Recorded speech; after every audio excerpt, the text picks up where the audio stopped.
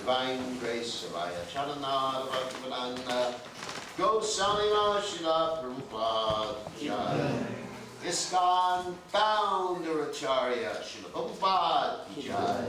Ananda Goti Vaishnava Vrinda Jai.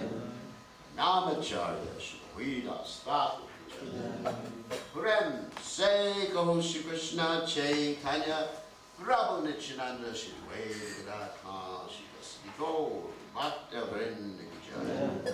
Shri Shri Radha Krishna Gok Sayam Kunda Radha Kunda Giri Govardhan Jai. Vrindavan Jai. Maturidam Jai. Vidipdam Jai. Jagadava Swami Jai. Jai. Shimanagala Sidev Jai. Samaveda Bhakta Vrinda Jai. Go Vrindavan. All glories to the Son of God, all glories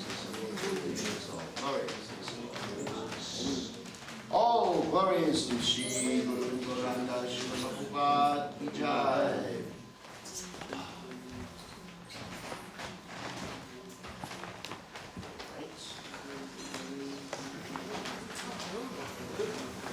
So reading from Srimad Bhagavatam, 5th canto, chapter 18, text 38. Om Namo Bhagavate Vasudevaya. Om Namo Bhagavate Vasudevaya. Namo Bhagavate Vasudevaya. Om Namo Bhagavate Vasudevaya. Namo Bhagavate Vasudevaya.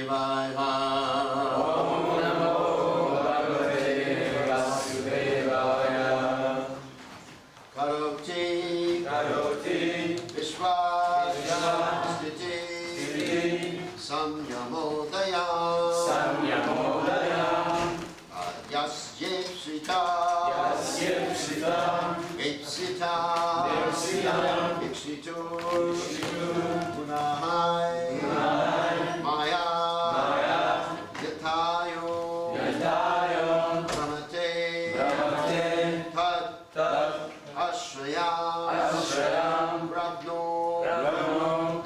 Samante Guna Karma Sakshine Karoti Vishwastiti Samyamodayam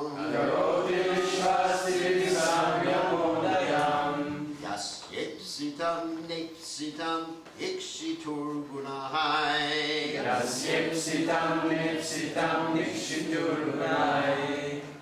Ayatayo Brahmate Tadashrayam Ravno Namaste Gunakarma Sakshine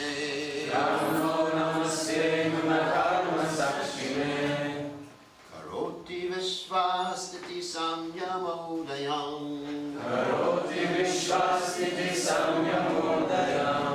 Yasyepsitam Nipsitam Ikshitur Gunahai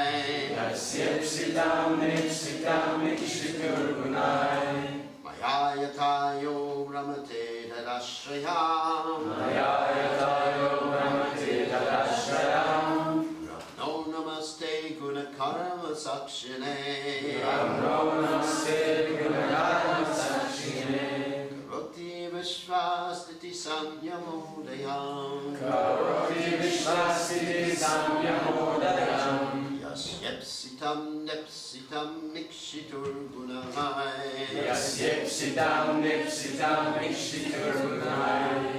Mayayatayo Brahmate Tadashrayam Ravno Namaste Gunakarma Sakshine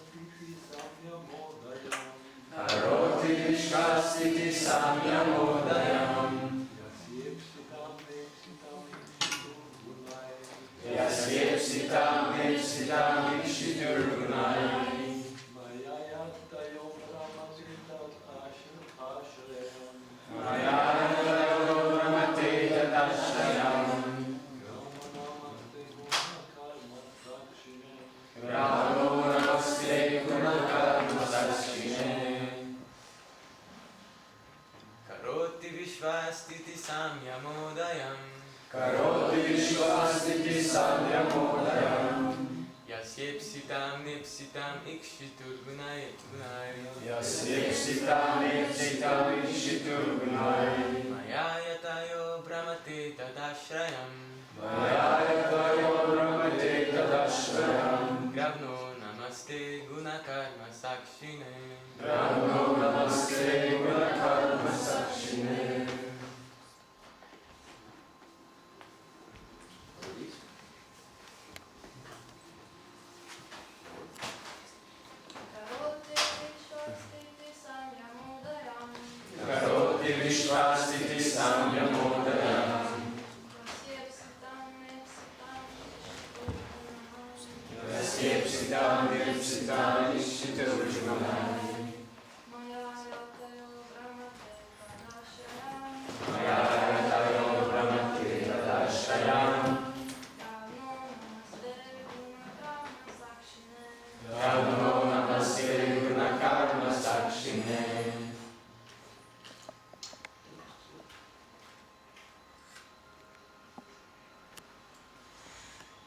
Karoti, performing, Vishwa, of the universe, Stiti, the maintenance, Samyama,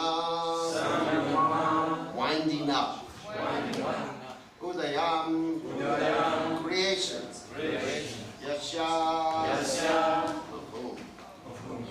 Ipshitam, desire, not, Ipsitam, desire, Ikshitahu, one glancing over, Gunahai, with the modes of material nature, Maya, the material energy, Yata, as much as, Ayaha, iron. Brahmate, moves. Tat ashayam, placed near that. Grabnaha, a magnetic stone.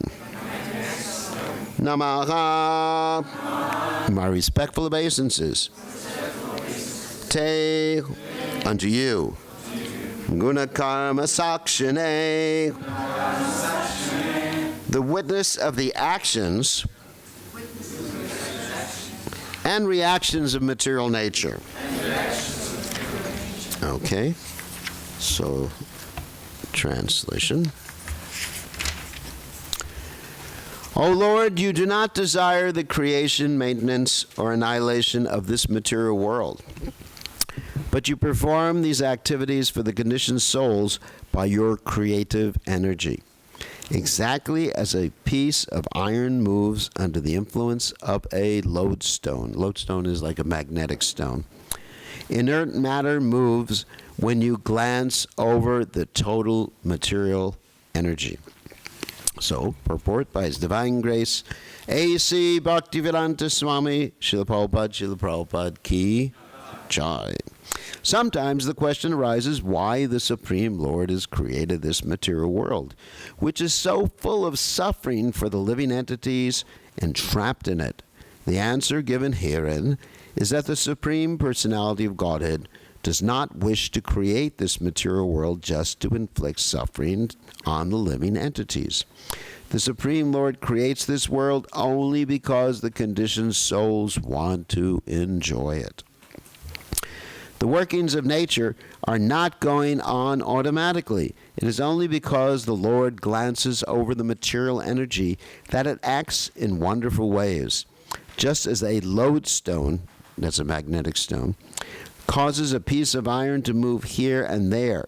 Because materialistic scientists and so-called Sankhya philosophers do not believe in God, they think that material nature is working without supervision. But that is not the fact.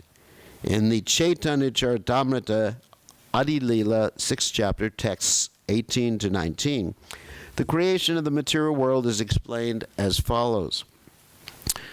Yadyapi sankhya mani pradana karana jada hoite kabu nahe jagat shrinjan nijashristi shakti prabhu sanchare pradhan ishvarena shakti tabe hayeta nirman.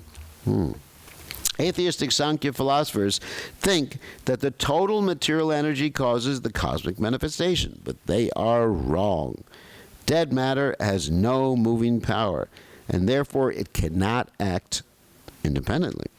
The Lord infuses the material ingredients with His own creative potency, then by the power of the Lord, matter moves and interacts. Sea waves are moved by the air. The air is created from ether. The ether is produced by the agitation of the three modes of material nature, and the three modes of material nature interact due to the Supreme Lord's glance upon the total material energy. Therefore, the background of all natural occurrences is the Supreme Personality of Godhead, as confirmed in Bhagavad Gita, Maya Jakshena Prakriti Suyate Sacharacharam. This is also explained in the Chaitanya Charitamrita Adi Lila 5th chapter, texts 59 to 61. Jagat Karananahi Prakriti Jadarupa Shakti Sanchari Atare Krišna Kari Kripa Krishna Shakti Prakriti Hoya Gona Karna Agni Shakti Loiha Ayaiche Karaye Jarana Otaiva Krishna Mula Jagat Karana Prakriti Karana Yaiche Ajagalasana. Because Prakriti, material nature, is dull and inert, it cannot actually be the cause of the material world. Lord Krishna shows His mercy by infusing His energy into the dull, inert material nature. Thus, Prakriti, by the energy of Lord Krishna, becomes the secondary cause, just as iron becomes red hot by the energy of fire. Therefore, Lord Krishna is the original cause of the cosmic manifestation. Prakriti is like the nipples on the neck of a goat, for they cannot give any milk. Thus, it is a great mistake on the part of the materialistic scientists and philosophers to think that matter moves independently. So again, the verse. Karoti vishwastiti samyamodayam yashipsitam nepsitam ikshitur gunahai mayayatayo brahmate tarashayam gravno namaste guna karma sakshane. So Om Gana Timidanda Shah Gananjana Shalakaya Chakshurun Miditam Yena Tasmai Shi Gurave Namaha. So there's several things that are mentioned here in this verse in purport. Two topics in particular. Why do we have the material world? Does the Supreme Personality of Godhead want us to suffer? And secondly, how does the Supreme Personality of Godhead create the material world? So we'll talk about the first topic first, which is a good idea. So, as Prabhupada comments, the Supreme Lord doesn't want us to suffer or even be in the material world, yet he creates the material world. And the example Prabhupada gives oftentimes is that the government doesn't want people to be criminals, but they create the prison house because people are criminals. It is unrealistic to expect everybody to be an honest person in society. Just like sometimes people ask Prabhupada, what if everybody becomes Krishna conscious? How will everything go on?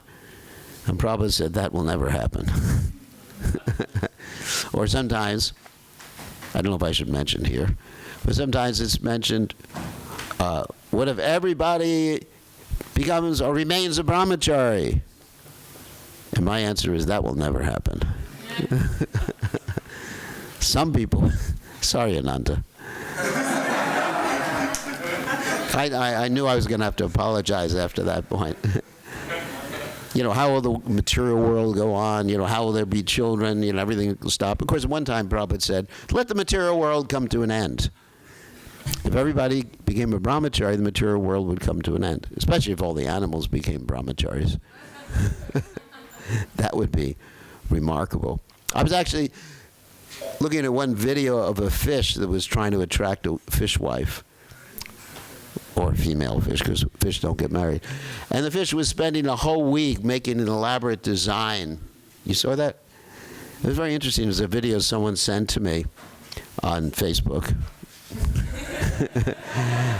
And sorry about that one too. No, it's Facebook Messenger. It's not that I look at everybody's video. But the fish was doing this elaborate design in the sand. I mean, it was a beautiful mandala. You saw that? I mean, I've never seen such a beautiful mandala my whole life, made by devotees. And it was just to attract a ladyfish. I was thinking, what a waste of time.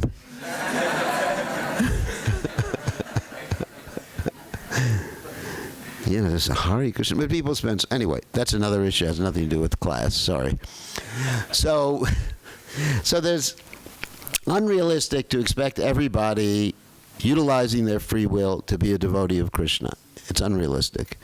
And so Krishna creates the material world for that particular purpose. However, there's an interesting point that may come as a shock to you. We are not actually suffering in this material world.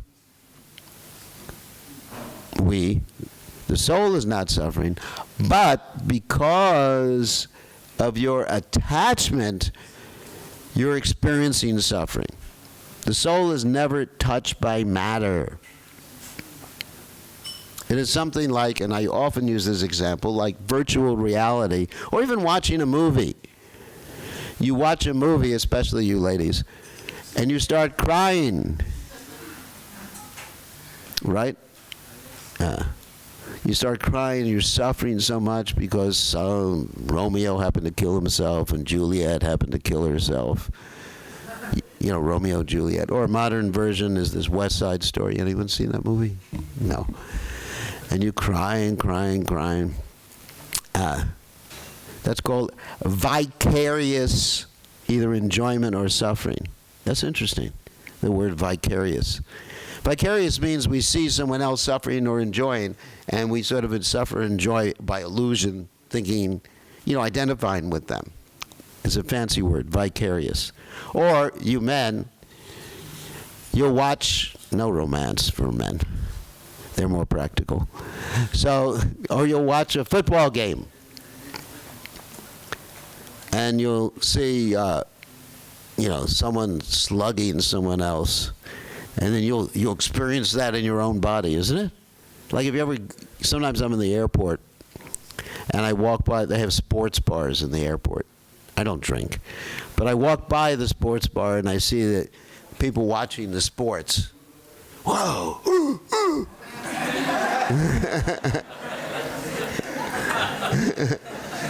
Did you ever see that? They're grunting. And so that's called vicarious, suffering, I guess. So they're sort of enjoying, but they're not actually there. But because they're identifying with it, they're either suffering, enjoying, or experiencing something. So our suffering in the material world is due to attachment. Of course, those of you who are Buddhists, any Buddhists here, will recognize that is the second Buddhist point. The first Buddhist point is material world suffering. Second is because due to attachment. And the point is, if you give up the attachment, the suffering goes away. If you're not attached, then you don't experience anything. Right? So, what is it? Attachment or proprietorship turns sand to gold, like that. And when you're detached, something can happen. Oh, Hare Krishna. Like someone could smash someone else's car, and it's just Hare Krishna. That was interesting. But your car, oh my God. Because of attachment. You're not the car. You're not the body. You're not the mind. But you're attached to it. Because you have to be attached to something, and because you're not attached to Krishna, you're attached to this gross matter. So our solution is to be attached to Krishna. So that's the first point. The attachment or suffering is due to your attachment. It's not Krishna's fault. It's not the way Krishna arranged the material world. It's your fault. You're attached.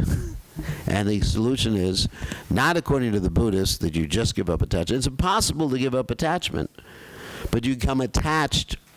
What is it? Raso varjam rasopyasa param drishrani vartate. You have a higher taste. You become attached to Krishna. Or it's described, for those of you who are thinking of getting married, that if you all want to enjoy society, friendship, and love, then don't go to see Krishna is playing his flute on the banks of the Keshi Ghat. Do not go to see him. It will spoil your whole plans to get married. I'm sorry. See, I had to present a balanced thing here.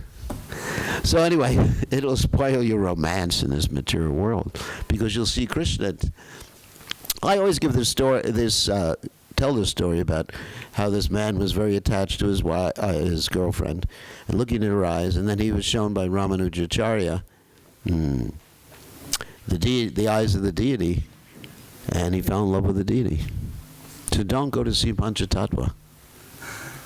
We advise all you ladies, men, please don't take darshan of Panchatattva. Just go somewhere else when they open the curtains. Because you see Panchatattva, you will fall in love. And then everything else is just stool, mucus, and urine in comparison. Sorry, that was a typical sannyas class. So that's how you give up the attachment. Not by talking about stool, mucus, and urine. I mean, people talk about, this body is just skin deep. You just peel off the skin, and you got something so beautiful underneath. So simply by getting disgusted with the material world doesn't make you detached. Just like if you go and you see doctors operating in a hospital, they're definitely seeing the inside of the body. Because that's what they're doing. They're cutting open the body, looking inside. And few minutes later, they're making eyes at the nurse. It's crazy, isn't it? They're seeing what the body is, and they're still in illusion. So the only way to get out of illusion is turn your face to Krishna, because the only way reason we're in illusion is Krishna Bharimukha. We turned our face away from Krishna. Okay, you get imitation. Imitation, like Prabhupada gave the example, the material world is like a little girl imitates her mother. Her mother's cooking, and the little girl gets a little play stove where she could make like mud pies or something like that in the place. So that's the material world. But we become attached to Krishna. We don't worry so much about renunciation. We worry about attachment to Krishna. Hearing, chanting, seeing the deities, the ninefold process of devotional. We connect with Krishna through the holy name. And then we naturally, the suffering goes away. Just like Prabhupada was having this procedure done on his body one time. It was when they put this needle into the spine. It's called the spinal tap. Anyone's heard of that before? The spinal tap. It's a really heavy operation. And it's just like, it takes away the balance in the brain. You know, it's really intense. And the devotees asked Prabhupada, does it hurt? And Prabhupada said, we tolerate. And that's how we tolerate things. Simply by having a higher taste. Anyway, so that's the first point about the material world. And so the purpose of the material world is to teach us the lesson. It's Maya. Maya means illusion. Maya means mercy. Maya means energy. It's to teach us that our real place is with Krishna. To reform us, not to punish us. Krishna doesn't want to punish us. He wants to reform us. So if we reform voluntarily, then no suffering. Like Prabhupada said, there's two ways of learning. One is by experience and one is by hearing. So we can hear about the material world and accept it. Yes, the material world is suffering, no enjoyment. Or we can hear about it and not accept it. We hear about the material world, no suffering. You know, you Hare Krishnas, you always talk like that. You know, that's your standard brahmachari talk. And let me try to enjoy the material world. And then whack, whack, whack. You get slapped around. Of course, hopefully you're not like the ass that Prabhupada describes that keeps going back for more in spite of getting kicked in the face anyway. So then after a while you say, yeah, Krishna was right. He was absolutely right. It is suffering. Hey, I just realized it after 70 years. What I was told when I was a young man is true. Wow. Or, as a young man, you can accept it. That's up to you. Anyway, Prabhupada said, intelligent person learns by hearing. First class intelligence. Second class learns by doing. 10th class doesn't learn after doing and hearing. So, anyway, figure out what class you're in.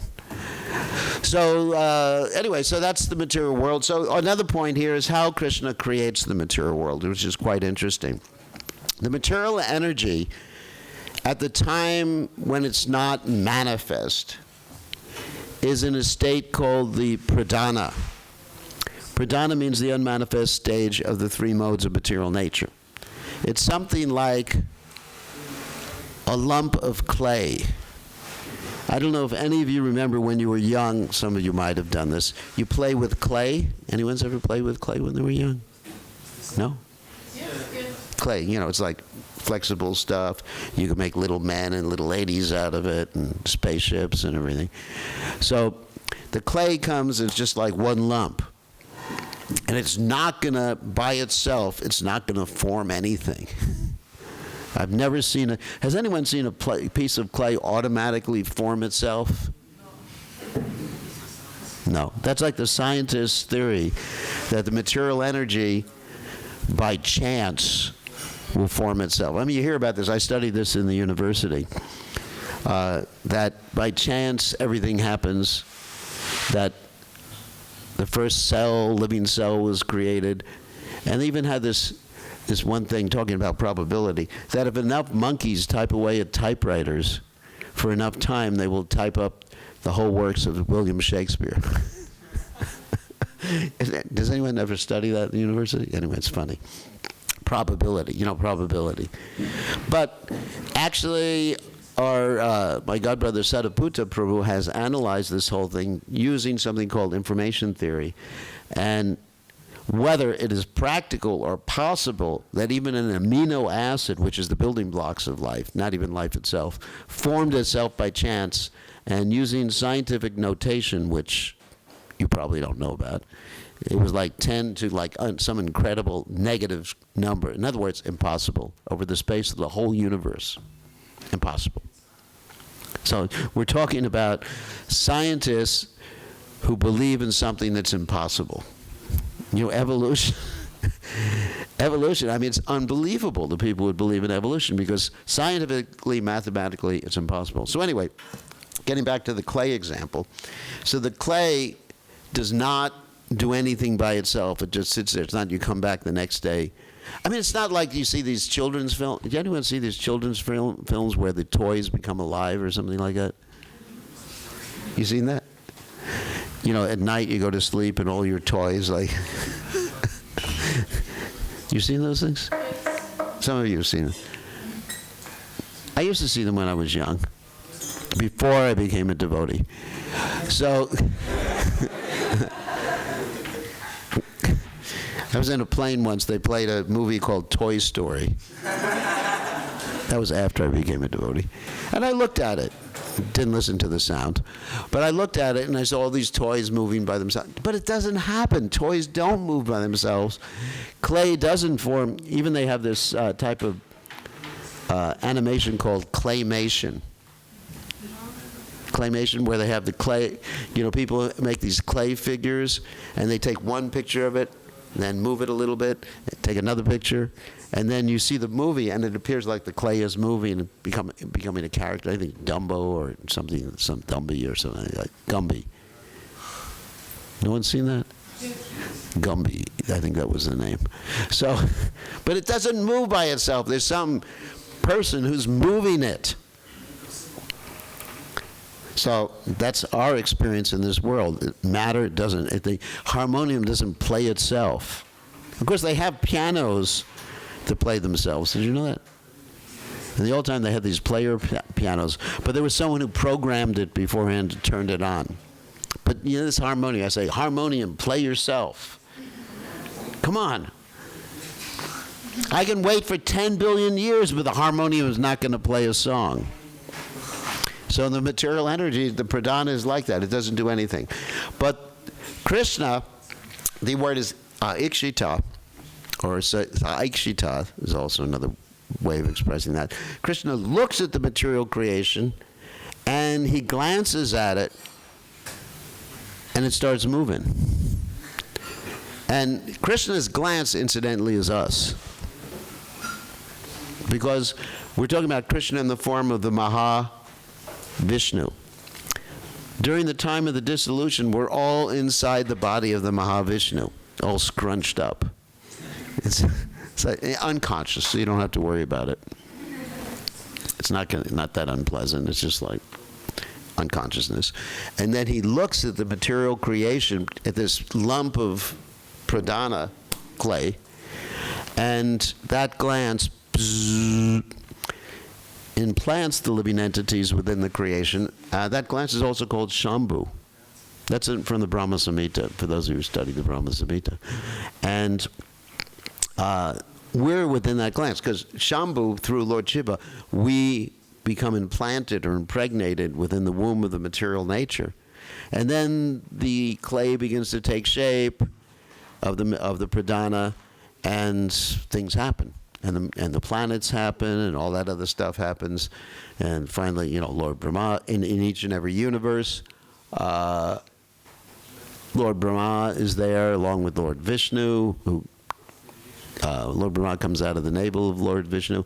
So anyway, so the Lord Anganiyasha Shakalendriya Driti Manti has interchangeable senses, so that's how we come in. That's how the material nature starts working. And not only does he do that, but he employs different demigods like Lord Brahma and other demigods to do different things in the material world, such as create human beings, the bodies of human beings. You know, you have the Prajapatis and others, that's a subsequent creation. And so everything is done by persons, and especially under the will of the Supreme Personality of Godhead. And incidentally, Krishna in Goloka Vrindavan, he's just playing the whole time, as we mentioned last night. Krishna's playing the whole time with Srimati Radharani and the Coward Boys. He's just having a good time. He doesn't even have to worry about the whole thing. Because Krishna is aptakama. Whatever he wants happens automatically. He's also swarat. He's independent from everything simultaneously. That's described in the Bhagavatam. So anyway, so this is a description of the creation, the purpose of the creation, how it happens, and Krishna is waiting for us. He also appears as the super soul in everyone's heart, and he's waiting for us to turn back to him. He's in everyone's heart here. Can you imagine? Krishna is right there saying, I wish that this jackass would turn back to me. Fool, sorry. That's French for fool. Picoro. You know, anyway, this idiot would turn back to me. And so Krishna is very merciful, but he's always Goloka Nivashati Akilat Mabhuta. He never leaves Vrindavan. At the same time he's in Vrindavan. He's amazing. He's amazing. Just like we were talking about the Dashamula last night, how Krishna has unlimited potencies. And also Krishna is the enjoyer of ras. Those are two of the Dashamula principles. So any questions or comments? Yes. Haribol. Just recently I was listening to the class from Bhaktivedanta Manor. Yeah. And the devotee, he was saying that the Balaram, he experienced 5 classes with Krishna. Yeah. Including Madhurya Rasa. Yeah. Could you elaborate? Well, Balaram has his own group of gopis. It's not Krishna, he doesn't dance with Krishna's gopis. He has his own gopis. So yes, Balaram experiences all these 5 different rasas. He's the only expansion of Krishna, because Balaram is the first expansion of Krishna, the original spiritual master, and who dances with gopis, or has conjugal relationship. Conjugal in the, not conjugal specifically, but the parakya ras. Because other expansions of Krishna have married relationship, like Krishna and Dwarkadish and Lord Vishnu. But Balaram and Krishna are the only manifestations of Godhead. So does that answer the question? So, Balaram. Yeah. But Balaram is here, is Lord Nityananda. Yeah, question? Translation.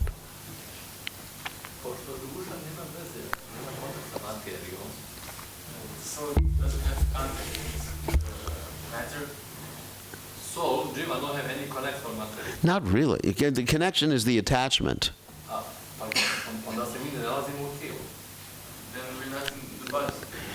Well, we're situated in the region of the heart, but we never contact matter. Our presence is manifest in the region of the heart. But the soul, yeah, in the heart. But the soul can't touch matter because it's of a different nature. Do you understand? The soul is a different nature.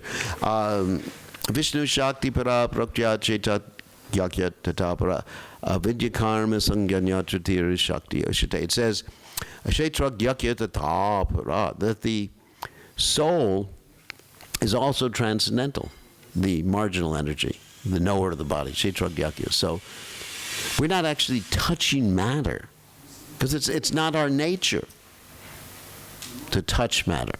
Krishna doesn't touch matter. Krishna is in the heart too, but Krishna doesn't touch matter.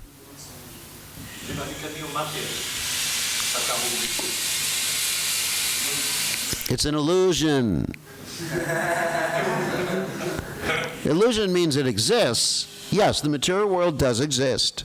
There's no doubt about it. It's here. It's temporary, but it's here.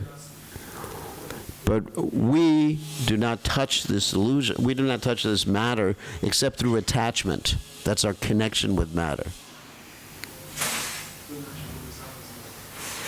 Because we're transcendental. We're the soul.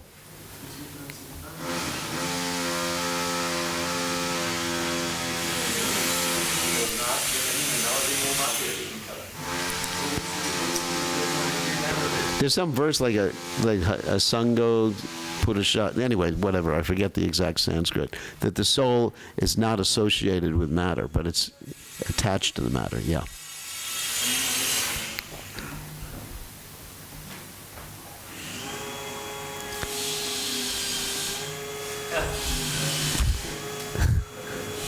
I mean, of course, we have the example of driving the car. I mean, obviously, you're touching the parts of the car, but you are not the car. But it's not, that's a metaphor, and it's not, all the points are not exactly similar. But Krishna, we say Krishna's in the heart too. But do you think Krishna is swimming in the blood there? How could Krishna touch matter? He's in the heart. His presence is manifest in the heart. I mean, it's a mystery, a chincha, but the soul is not material. There's nothing material about the soul. He's covered by these different coverings, mind, intelligence, false ego, the subtle coverings. And these subtle coverings are the connection, the mind, intelligence, false ego, especially the false ego, connections with matter. I mean, the soul has a presence within matter, but it doesn't touch the matter. Anyway, has anyone here seen a soul? Have you?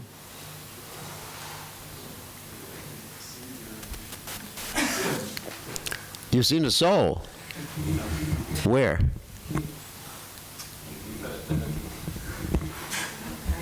Well, you're very advanced. Anyway, so, no, we see a soul, we understand the presence of the soul through indirect evidence.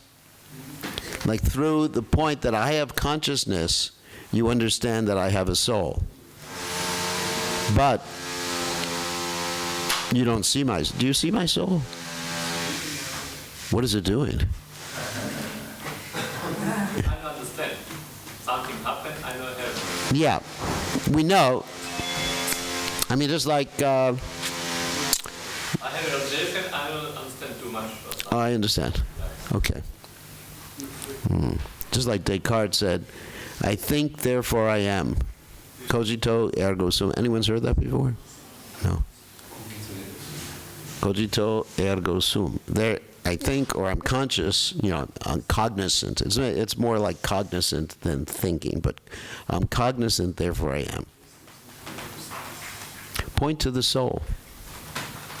Like Prabhupada would often say to people when he was giving a lecture, point to yourself. You're the hand, you're the nose, you're the ear, you're the eyes. You're transcendental. But you're identifying with this matter. All of us. Stop identifying immediately. Okay, yes, sir. I'm the soul. Anyway, I mean, I have to admit, I'm identifying so much with the matter, I'm feeling warm. It's very hot in here. Just praying for the air conditioner to be installed as soon as possible. Right? They're working on it now? Very nice. I can actually see the vents in the ceiling here. This is ecstatic. I mean, because we're identifying with the body. I mean, even like I was leading Mangal Arati this morning, I was thinking, where's the air? Isn't it? So thank God, due to the mercy of the Vaishnavas, we'll have air conditioning here soon. So, any other questions? Any of the ladies have questions? Yes. Hare Krishna, I wanted to ask, Prabhupada said devotee means to be happy, but Bhagavad Gita says we should be equal in happiness and distress. Yes. How to be happy while equally in happiness? Well, there's material happiness, material distress, and then there's spiritual happiness, spiritual distress. Anyway, spiritual distress is happiness. Actually, the gopis said, if our unhappiness makes you happy, Krishna, then our unhappiness is our happiness. Anyway, it's hard to understand that one, but anyway. So material happiness and distress are, let's say it's too hot, too cold, summer and winter seasons, you know, like the Bhagavad Gita talks about, matra sparshas tu kontiya sityoshna sukadukata. Yeah, that people like us, people don't like us. Is it? Sometimes people criticize us on the internet. Sometimes people say wonderful things about us on the internet. And so that's material happiness. Sometimes we get a whole book written about ourselves every year, if you happen to be a guru. That's material happiness. Wow, it's about me. And I want a selfie. You know what a selfie is? And now they have all these selfie sticks. You know what a selfie stick is? No. You find people with these long sticks attached to their mobile phones so they can take a picture of them. You ever seen that? It's very common now. Like right now, I'm doing a selfie of me on Facebook. Anyway. It's called ego book, you know, false ego book. So you know, happiness, that's me. Just like you see a picture of yourself, you're looking at a picture of all your classmates at school and looking, wow, that's me. That's material happiness. Someone insults you, that's material distress. Krishna is pleased, that's spiritual happiness. Krishna is displeased, that's spiritual distress. They're different categories. So we should be steady in material happiness and material distress. But spiritual happiness, like the devotees were dancing, they were happy. Spiritual happiness, that's fine. And if they find out that Krishna is not pleased with them, they can become unhappy, and that will spur them into further devotional activities. That's all right? So I think it's time for some prasadam happiness. So thank you very much, and today I'll be leaving. I know, thank you all for tolerating me, and it's been wonderful being here. Always remember Panchatattva and the great devotees here. And I'll be back by Krishna's mercy in January, when the weather is nice and cool. Okay, all glorious to Srila Prabhupada ki jai. Thank you all for joining us.